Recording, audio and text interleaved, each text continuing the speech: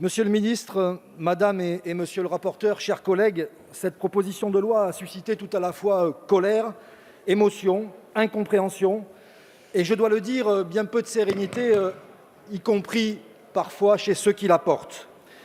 Tout au long des débats, le groupe socialiste et apparenté a tenté en vain de vous ramener à la raison, y compris en vous demandant de retirer ce texte à la suite des événements graves survenus hier soir à Paris. Nous avons inlassablement défendu des libertés publiques malmenées. Nous l'avons fait cependant sans jamais nous départir de la nécessaire protection due à nos forces de l'ordre.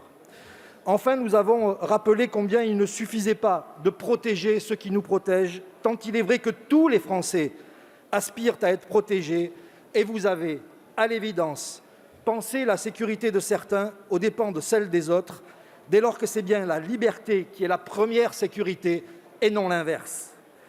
Malheureusement, monsieur le ministre, vous vous êtes retrouvé prisonnier des promesses que vous avez faites.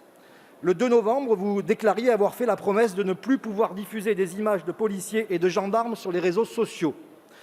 Bilan des courses, vous ne tenez pas vos promesses à l'endroit des forces de l'ordre. Votre texte est inopérant dans son article 24 et va produire du contentieux à l'infini. Comment pouvait-il en être autrement ? Vous avez vu, monsieur le ministre, dans cette PPL, l'occasion de vous tailler le costume du patron dont on a toujours besoin quand on s'installe place Beauvau. Et au final, la marque que vous avez imprimée est un coup de tampon indélébile sur le visage d'une République qui a besoin qu'on la soigne et non qu'on la maltraite. Légiférer utilement suppose que l'on regarde en face la réalité sociale de notre pays. Les Français ont peur d'un virus, peur du terrorisme, peur du réchauffement climatique, peur de perdre leur emploi, peur pour l'avenir de leurs enfants, peur du confinement, j'en passe et des meilleurs. Face à la peur, nous pensons qu'il faut apaiser, créer de la confiance, tracer des perspectives positives. Nous vous avons invité à ne pas rajouter de la défiance à la défiance. Vous êtes restés sourds à nos appels.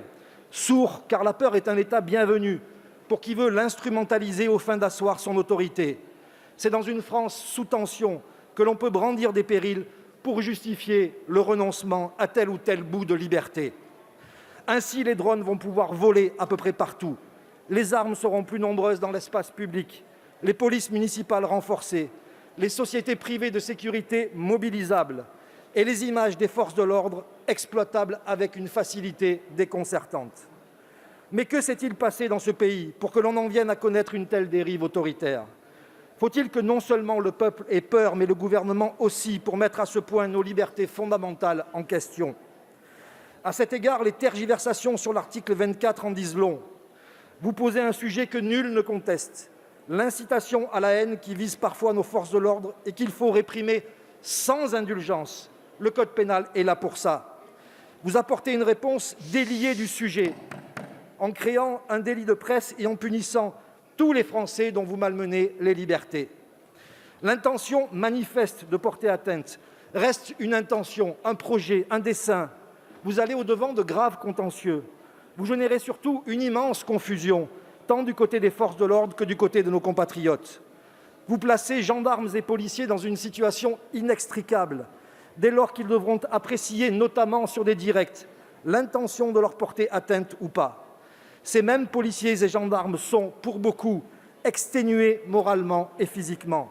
Vous devez entendre leur lassitude et ne pas bricoler des amendements de dernière minute qui vont compliquer plus encore le quotidien de ceux que vous prétendez protéger.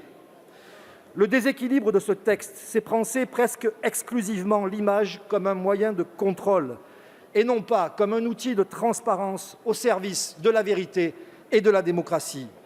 Vous préférez les images qui observent les citoyens à celles qui regardent le monde. Cette proposition de loi serait bien peu de chose si elle ne s'inscrivait pas dans la lignée de textes nombreux qui tous rognent sur des libertés anciennes qui font notre République.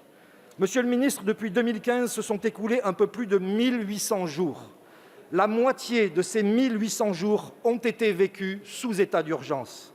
Nous vous disons avec force combien nous refusons la banalisation de cette situation que vous contribuez à installer.